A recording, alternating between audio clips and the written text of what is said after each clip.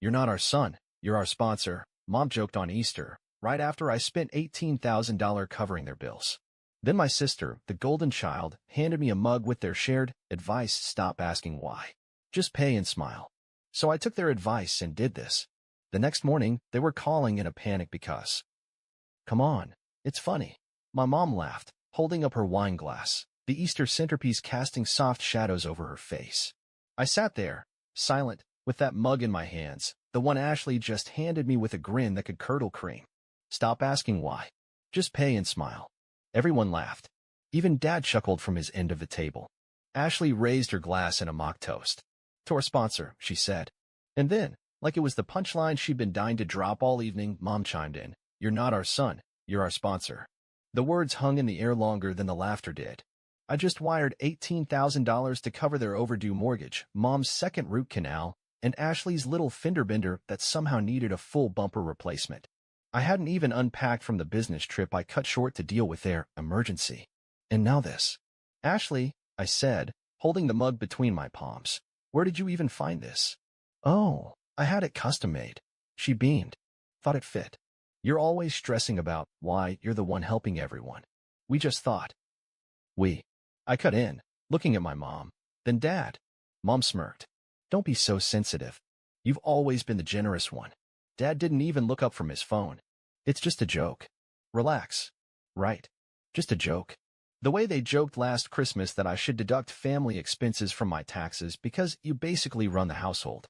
Or how they joked about upgrading their sponsor when I got promoted at work. I looked around the table. Ashley in her overpriced pastel dress, the one I paid for after she said she couldn't afford something appropriate for Easter. Her fiancé Dylan, stuffing his face like it was a free buffet, which, for him, it was. My mom, smiling like she hadn't just used guilt and tears to convince me to pay off her credit card debt. And Dad, absent as always, unless someone needed something fixed, signed, or funded. "Isn't this nice?" Mom added. "A real family holiday." It wasn't nice. It wasn't even real. It was a performance. And I was the sponsor of the whole show. I smiled, the way they wanted me to. And in that exact moment, something inside me quietly, irrevocably snapped. It wasn't always like this. Or maybe it was, and I was just too busy trying to be useful to notice the rot setting in.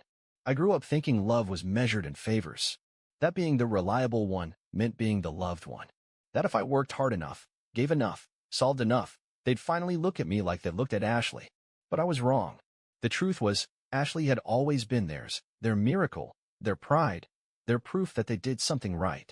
And I was a resource, a fallback, a walking safety net, a tool with a heartbeat. It started slow. Always does. When Ashley's first startup tanked, I paid her rent for 3 months. When Mom's dental work got urgent, I covered it twice. When Dad's old buddy couldn't pay back a loan, guess who made sure the lights stayed on at home? Me. Always me. And every time I stepped up, they made it feel like I was making up for something. Like I owed them. "You know, we gave up a lot to raise you," Mom would say when I hesitated to transfer money. "We didn't ask you to be successful so you could hoard it all," Dad added once when I questioned paying for Ashley's car insurance again. Even Ashley had her version. "It's not like we're strangers. We're family. You know I'd help you if things were reversed." But they never were. Because I made sure they weren't. Because I killed myself to be the one who was never in trouble, never in debt, never in need. The first real crack came 6 months ago. Ashley called me crying about Dylan's business. "It's falling apart," she sobbed. "If we don't cover the next round of equipment, he'll lose everything. Please." You know I'd never ask unless we were desperate. I transferred $4,700 that same night. A week later, I saw her tagged in a photo at some luxury vineyard. Laughing, glass of wine in hand. Dylan beside her, flashing a Rolex. The caption? "Weekend well earned." I didn't say anything. Instead, I told myself maybe it was sponsored. Maybe it was old. Maybe she needed the break. But the photos kept coming. Designer shoes. Brunches. New iPhone. And then that Easter dinner, with the mug, the mockery, the sponsored joke. I started combing through my finances after that night. I went back 5 years. $72,850. That's how much I had given them, not loaned, given, and transfers, payments, bailouts, gifts, and emergency covers. My hands shook when I saw the total. I called my bank. Froze 3 joint cards. Changed all my online passwords. Opened a new savings account. Moved the rest of my money there. That night, I got a text from Mom. Mom, hey honey, can you send $600? I forgot to pay the HOA and they're threatening a fine. Just till Monday. I didn't reply. 10 minutes later. Ashley, Mom says you're mad. Is this about the mug? Come on, don't be weird. It's just a joke. Still nothing. Then, at midnight. Mom, we didn't mean anything by it. You know we appreciate you. Don't make this a thing. I stared at the screen. Appreciate me? Like how they appreciated me the night I drove 6 hours in the snow to get Dad from the ER because Ashley had a spa appointment. Like when they left me off the family group trip to Maui because you wouldn't want to waste money on that kind of thing, right? No, this wasn't appreciation. This was addiction. They were addicted to the version of me who paid quietly and asked for nothing. Well, withdrawal's brutal. The next morning, Ashley showed up at my apartment. I opened the door and she barged in like she owned the place. Seriously, she snapped. You're ignoring us now? I leaned against the counter. You mean like how you ignored my last raise, my last birthday, and every time I said I was overwhelmed? She scoffed. You're making a scene over a joke mug? No, I said. I'm making a scene over $72,000 and zero respect. That shut her up. She blinked. What are you talking about? I've tracked every penny I've sent in the last 5 years, I said. Every emergency. Every loan you never paid back. Every phone call that ended with me feeling like I owed you something. Ashley crossed her arms, defensive. We're family. You're supposed to help. No, I said. I did help. I helped you stay comfortable while calling me uptight. I helped Mom pay off her cards while she called me paranoid. I helped Dad with his projects while he told people I was cold. She rolled her eyes. This is so dramatic. What? You're cutting us off now. Going to punish us? I smiled. No, I said quietly. I stopped asking why. And for once, I smiled while saying no. That smile stayed with me the rest of the night. And apparently, word traveled fast, because by the next evening, I got an invite. Family Zoom call. Subject line. Let's clear the air. Ashley sent it. Of course she did. She never could stand not being the center of resolution. I joined the call at 7 p.m. sharp. Ashley looked polished in a way that screamed strategic charm. Mom was all pearls and practice concern. Dad, muted, disengaged, like always. Dylan hovered in the background with his shoulders halfway out of frame, as if afraid guilt was contagious. Hey, there he is. Ashley chirped. Glad you made it. We figured it's time to move on, right? Of course, Mom nodded. It's Easter season. Time to heal. Family first. I smiled, easy, controlled. Glad we're all on the same page. Ashley launched into a self-congratulatory speech about how tension isn't healthy and how we're stronger when we stick together. I listened like it was background jazz. Under the table, I unlocked my phone. Opened my banking app. Ashley was mid-sentence, something about rebuilding trust, when I pulled up the insurance dashboard. Ashley's 2021 Toyota Corolla. Registered in my name. Paid monthly. $249 auto payment. I clicked Cancel Policy. Confirmed. Then switched tabs. DMV portal. Transfer of ownership from me to Ashley. Submitted. Back to banking. One last flourish. Send $1 to Ashley. Message. This is the last dollar you'll ever get from me. Frame it. Click. Done. Her phone buzzed. She blinked, looked down, and scowled. What is this? I sipped my tea. I just took care of something important. Mom squinted. What kind of important? I leaned in. Smiled. Don't worry. You'll feel it by tomorrow. Then I unmuted myself. Clicked, leave meeting. And watched their frozen, confused faces vanish like smoke. The chime on my phone confirmed everything. Payment sent. Insurance canceled. Title transferred. And somewhere in Ashley's inbox, a legal email letting her know she was now the proud, sole owner of her own mess. Ashley's car disappeared from her driveway at exactly 9:17 a.m. I know that because she texted me the moment she realized it. Ashley, did you cancel my insurance? Ashley, seriously? Ashley, my car is gone. Towed. Ashley, you're crazy. Call me now. I didn't answer. An hour later, my mom started calling. Then my dad. Then Dylan. 8 missed calls in under an hour. I knew what was coming next. Dad, text we need to talk. Sunday. 5 p.m. Family only. No excuses. Perfect. I showed up without a smile. Without guilt. Without apologies. They were all there, just like I knew they would be. My mom. arms crossed like a disappointed teacher. My dad, stiff, hands in his lap. Ashley, hair messy, no car keys in sight, phone clutched like a weapon. Dylan sat off to the side, quiet, pale, eyes darting. Sit, Dad grunted. I stayed standing. You think this is funny? Mom snapped. What you did to your sister. The humiliation, the danger. Danger. I raised an eyebrow. You mean, finally making her responsible for her own property? That kind of danger. Ashley jumped in, voice sharp and panicked. You had my car towed. No, I said. You had your car towed. I just stopped paying for it. I reached into my bag and pulled out a folder. Thick, organized, color-coded.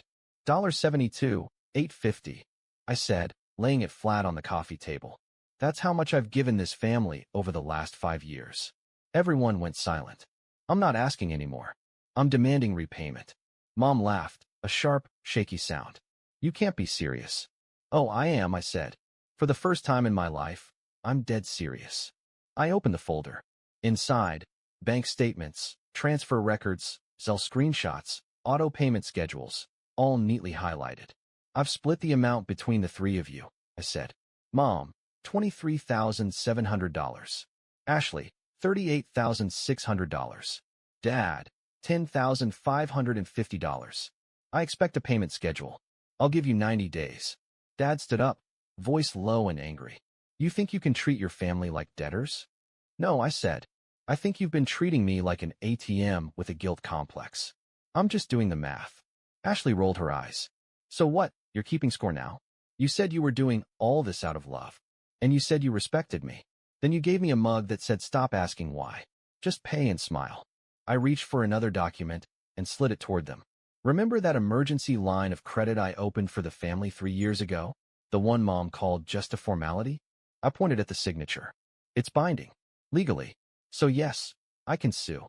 The room was frozen. Dylan whispered something under his breath. What? Ashley snapped.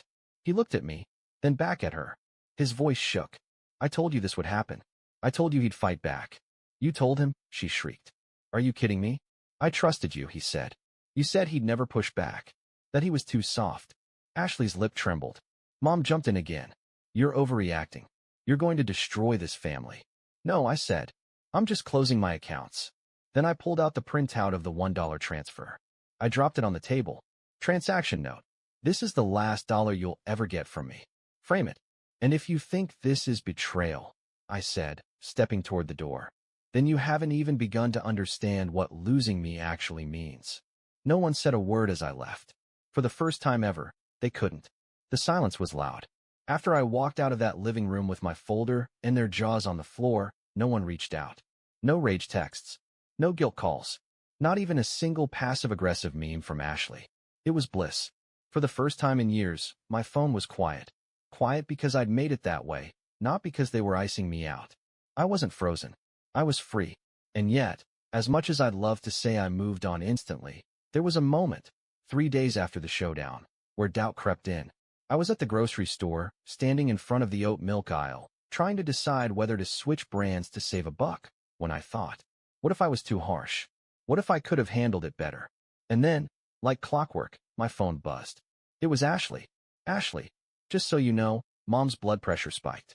She says it's because of the stress you caused. There it was. Like a snake rearing its head, the old pattern slithered back. Blame. Guilt. Emotional blackmail. But this time, I didn't flinch. I typed back 2 words. Me blocked. And I meant it. The fallout was immediate. 2 days later, Mom showed up unannounced at my apartment building. I only knew because the front desk buzzed me. She says she's your mother, and it's an emergency. I didn't even ask what the emergency was. I just said, tell her the sponsor's out of service. Click. But the wildest thing wasn't their desperation. It was how good it felt. I was going to the gym again. Sleeping better. Cooking meals that didn't involve stress scrolling through my banking app. My apartment felt lighter, like it had been carrying ghosts I hadn't noticed until I kicked them out. Then, one night, I got a message I didn't expect. Not from Ashley. Not from my parents. From Dylan. Dylan, I know this is weird, but can we talk? I stared at the screen for a while. I wasn't sure if it was bait. I wasn't sure if he was being used as a puppet. But curiosity won. Me talk. No favors. No guilt. Just talk. Dylan, I get it. I really do. I want to tell you something. Alone. We agreed to meet at a coffee shop the next day. Neutral territory. He showed up looking like he hadn't slept in a week. I'm not here to defend Ashley, he started, sitting down. Good, I said. Because I'm not interested in hearing it. He nodded. I'm here because I think I'm done too. That got my attention.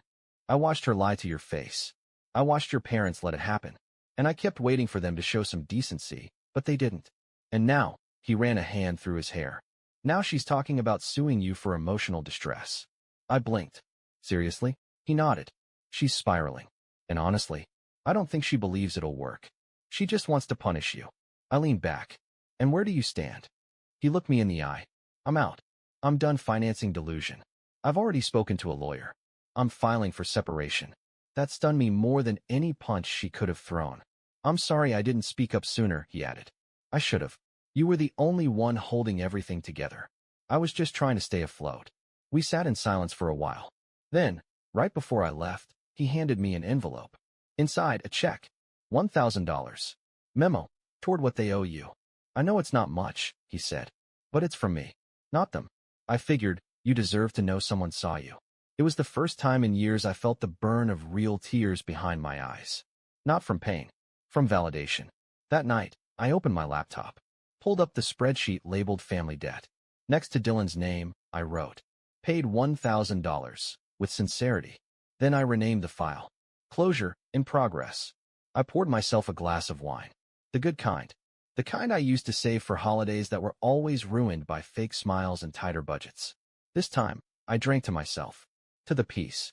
To the boundaries. To the freedom of being nobody's sponsor. It's been 3 months. 90 days since I walked out of that house. Since I dropped the folder on their coffee table and left my silence behind. I haven't seen them since. The call stopped around week 4. The texts tapered off by week 6. I heard through mutual friends that Ashley has been taking time to heal, which I assume is code for finding a new fool to fund her lifestyle. I didn't care. I wasn't angry anymore. That's the thing they never understood. When I said, I'm done, I didn't mean mad. I meant finished. Like a chapter closed. Like a door bolted from the inside. I had stopped being a sponsor.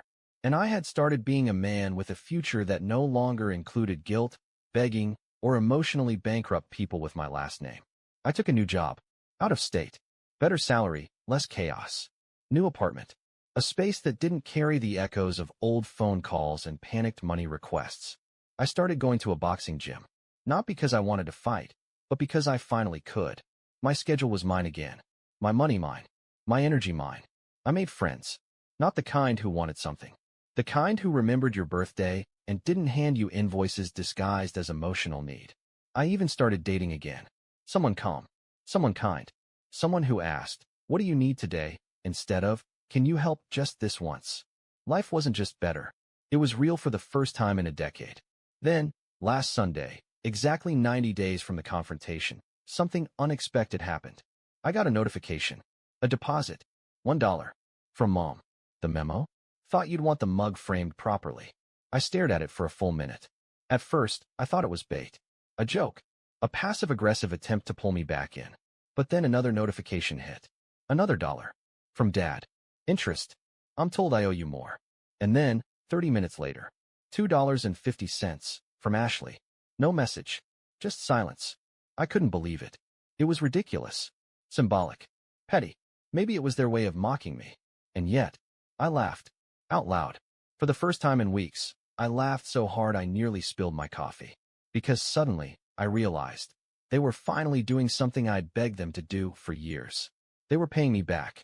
In the pettiest, smallest, most begrudging way possible. But it had started. And maybe that's what terrified them most. Not the money. Not the silence.